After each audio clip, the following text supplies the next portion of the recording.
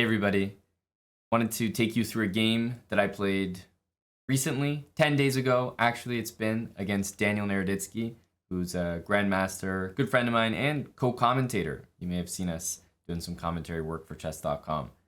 As you can see behind me, it's also Halloween, pretty much, in a couple days, so happy Halloween everybody. That's why we're looking a little festive over here. But honestly, I only just got around to it, going back over this game. I played it during a titled Tuesday, which, as I mentioned, was about 10 days ago. But this is a game that I played against Naroditsky in one of the early rounds. So the time control is 3 minutes, 1 second increment. And it was an incredibly interesting game and one that I'm honestly quite proud of. So I wanted to share it with you guys with a little bit of my analysis. Before I get into it, I also wanted to point out a few things before I do a video like this. First of all, as you guys can see here from just scrolling on Naroditsky's profile, first of all, we've played a lot of games against one another. That's the score, 270 to 115. And if you actually go into those games and you look at only the games that we've played against one another, I'll get a win in here and there, not too often. But if you actually go and you pay attention to just the blitz games, these are only the blitz games, you'll notice that almost all of those games are bullet. And on top of that, and I didn't realize this until I actually checked, this is the first time I've ever beaten DANYA in a blitz game, which is crazy. Like that's how strong he is. I have been playing blitz, not many games, because he's a class above. I mean, I'm usually 26 to 2800. He's usually 31 to 3300 blitz. So we don't normally get paired against one another. But since 2016, you can see 2016, 2018, 2019, 2022, we've played here and there, maybe in Title Tuesday, maybe in Arena Kings, maybe somehow in the pool, whatever. But I've never beaten him. And I didn't realize this was my first win against DANYA until I actually looked this up to show you guys. But all this to say, DANYA's a chess player and streamer that I have a lot of respect for, and I'm definitely doing a video like this because I am proud of it, of the game that I played, the win that I got against him, but also want to remind you guys that this is merely a small sample plucked from tons and tons of losses over the years to DANYA. So he's a much stronger player than me, but that's kind of why I'm proud of this game. Sometimes I'll start a Title Tuesday and be like, damn, like this Title Tuesday is going so poorly. This is awful. Like I just lost to an NM, someone like 300-400 points below me. Like, oh, this is a terrible start. And I realized that that's probably me to DANYA. He might lose to me like in this Title Tuesday and be like, oh man, like this is a terrible start. This Title Tuesday is the worst tournament ever. So anyway, I want to get into this game. I am really proud of it. But, the reason why I am proud of it is because of the skill difference between us. So let's get into the game. Started e4, c5, knight f3, e6, and c3. This is the bane of my existence. I've mentioned this in the Building Habits series as my recommendation to you. Yes, please do this. It annoys the hell out of your opponents, and it's a good line. But for me, obviously, the reverse is true. I hate playing against it, especially when there's a very strong player across the table from me. And in this case, there is. I just don't have a real system against it. And one thing that I've been playing, as I play through a few theoretical moves, is I've been going for knight b6 and pawn takes e5 and trading queens. So basically, I know that this is not that great to do. But I do play this line just because it trades the queens, and you can see here the engine is not too keen on it. You play this against a strong player, you're not going to survive too long. The best I do in a lot of these positions is give up a pawn and try to play from there. So I have this thing in blitz where I do this against low rated opponents because trading queens is kind of my style, more positional, less tactical, more endgames. But I knew here against DANYA that, wake up, Amon. That's not going to fly. It's just not going to fly. So I played the move b6, which feels wrong, I'm not going to lie, even to me, to play it. But I have this thing with the pawn on e5. Maybe you guys can share the sentiment. I don't like castling, especially because I don't know this opening that well. I don't know what the ideas are, how quickly white can get this attack going. But I don't like dealing with the white queen getting on g4, bishop h6 coming, maybe bishop d3 and pressure on h7. All those ideas are kind of scary. So basically this is me delaying things and trying to keep my king in the middle while I solve a few problems, finish development, and then decide if I want to castle. He goes knight c3 after some thought. Again, remember, Title Tuesday game, 3 minutes, 1 second increment. I decided to take this. Definitely was pondering things, but took on e5, and I realized, if knight takes, and let's say queen takes e5, I'm happy to castle, bishop e7, and I'm not scared of this attack on my king anymore because there's no pawn on e5 and there's no knights on the board.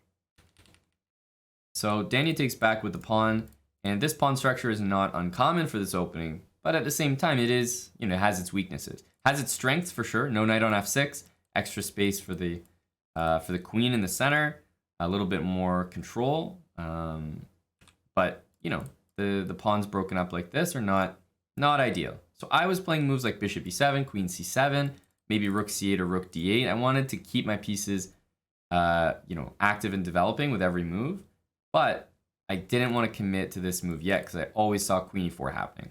I just didn't want to deal with it, to be honest. That's just not the kind of game I like to play. And sometimes that bites me because I should be castling, but I'm just like scared to do it, especially against someone like DANYA. I'm more often than not, I'm gonna, against a stronger player, be more scared to do a move like that.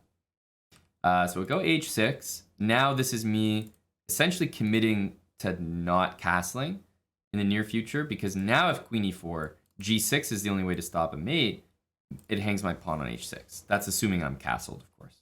So playing h6 does sort of telegraph to my opponent that I'm not planning to do this move. He goes bishop g3 and I go bishop c5.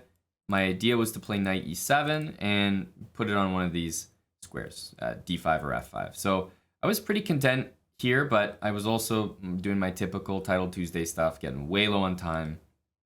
I continue with my plan, and knight d4 was a important move, but I snapped it off really quickly. This was part of my plan. It's probably the only move I did calculate. I think white had some nicer, maybe some nicer options, like perhaps on the last move after bishop c5, like knight d2, knight d2, knight e4, and knight d6 coming. That's actually makes my bishop look pretty silly there. So after rook d1, knight e7, then I was feeling a little bit better. I saw knight d4. At least I had calculated that, look, I'm comfortable giving up my bishop pair because it gets the game towards a little more of a positional struggle. Now, I've played DANYA lots of games. He massacres me in tactics. He's so tactically fast. I mean, you guys have probably, if you're watching this video, you've probably seen some of DANYA's videos. If not, please check him out, his videos or his live streams. But he's insanely fast. Like, bullet, even in blitz, he just plays the blitz game super, super quick. So he's always up on time. And the guy can find tactics lightning fast. So I preferred a game against him where maybe we traded queens and hopefully there was some sort of positional aspect to the game. I'm not, not the strongest GM, but I love my endgames and my positional play. So I do think I'm pretty sturdy there. And this was getting closer and closer towards that type of game.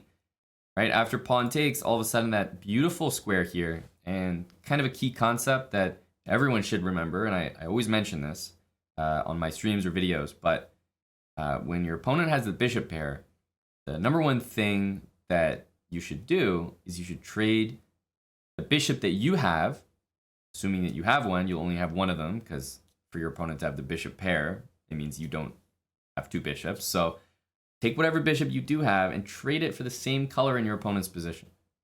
Meaning, if my opponent has the bishop pair, I look at my pieces, okay, light square bishop, and my goal should be to trade light square bishops. And if I do that, of course, in this position, there's also great pawn structure to accompany this thought. But, 9 times out of 10, this will be the best plan in the position, like almost every time.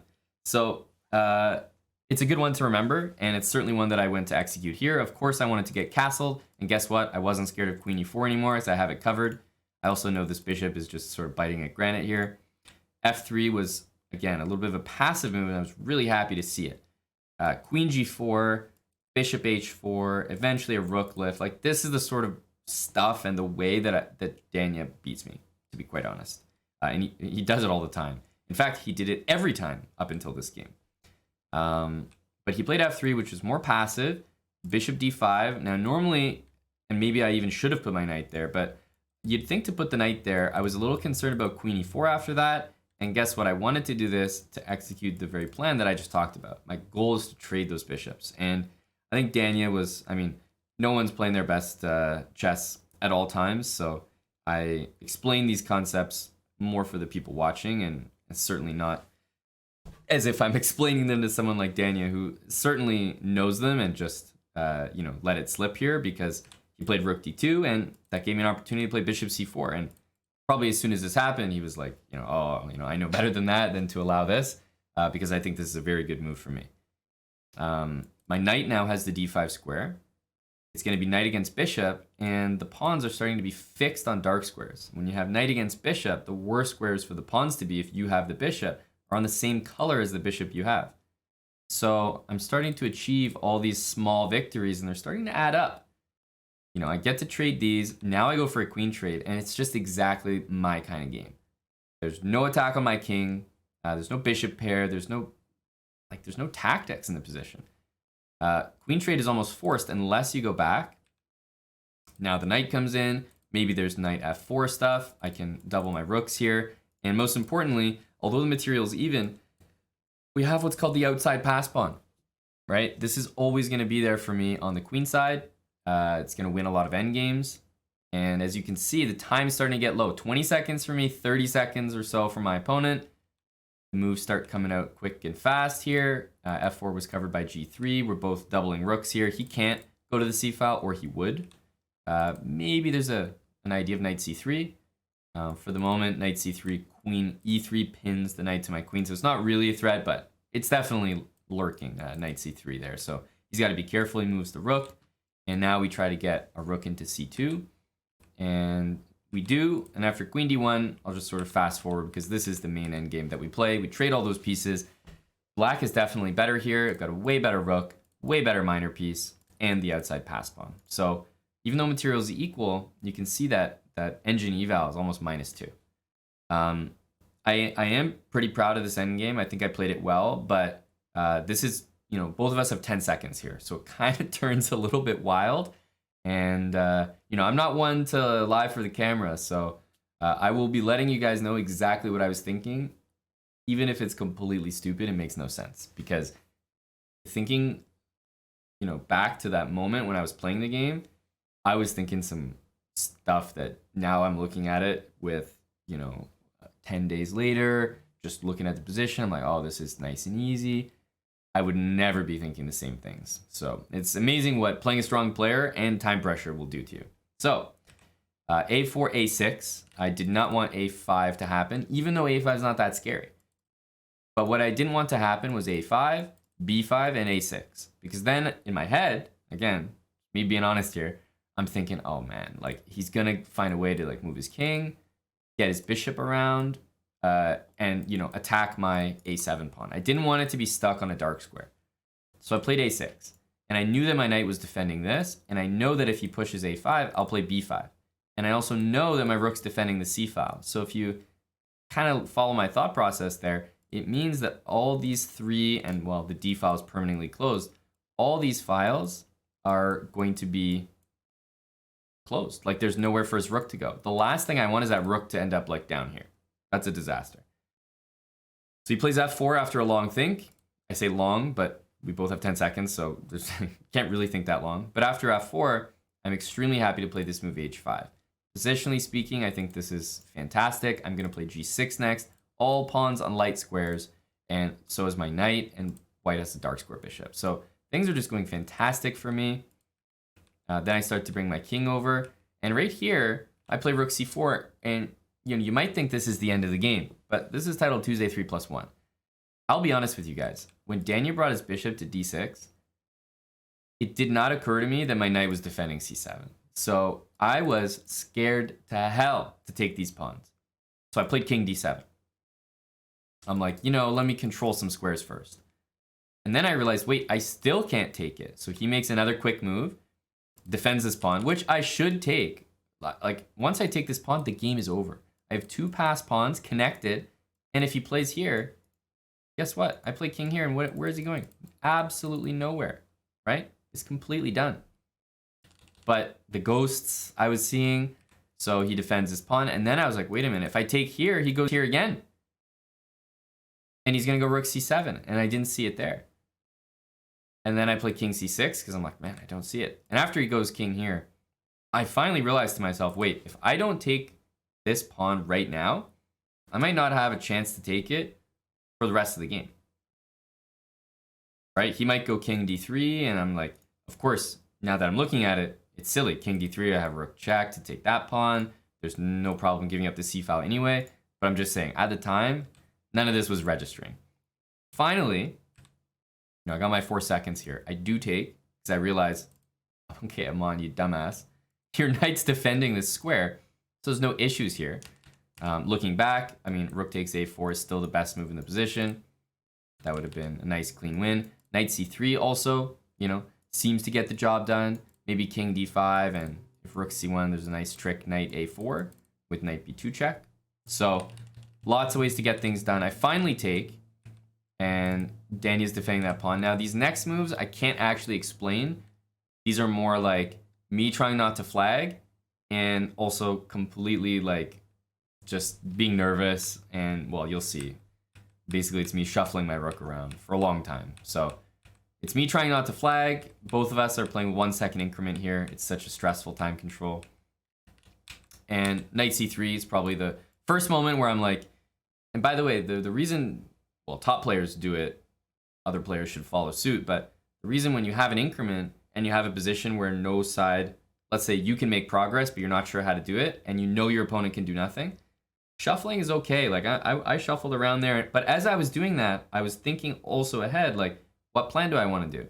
How do I want to go about things? And I realized, okay, this is an idea to actually attack this pawn. He pushes it, and then we play b5. My plan has never been to take. But you guys knew that, having listened to me, because I said earlier, if he plays a5, I was always playing b5 to keep everything locked.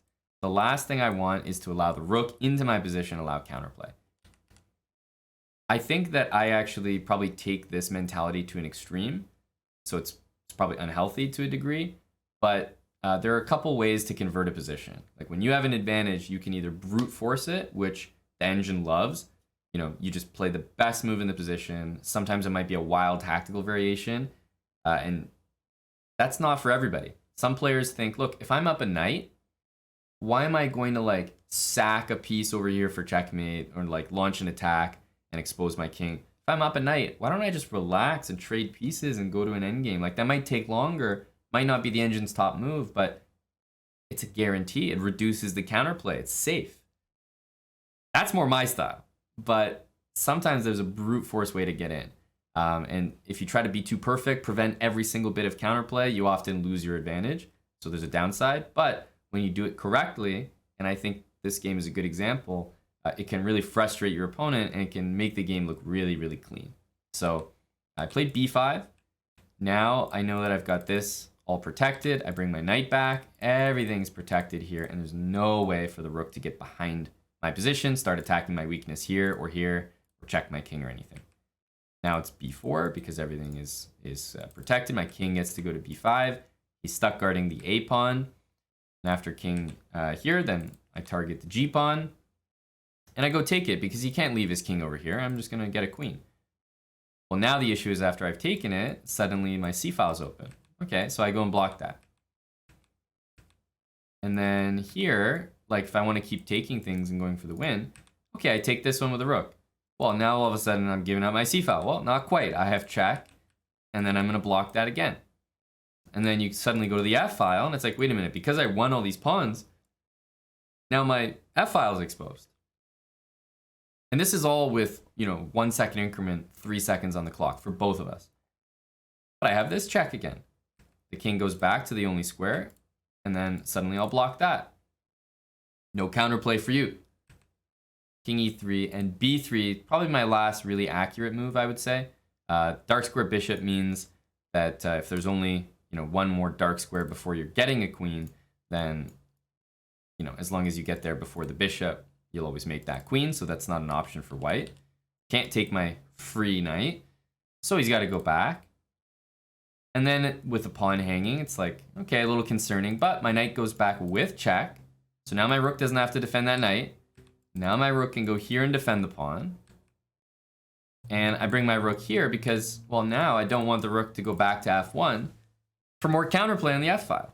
And by the way, this, I don't even need to prevent this. Like, another player might just, you know, play rook here and take this with check, right? But that's just the difference between certain ways to convert winning positions.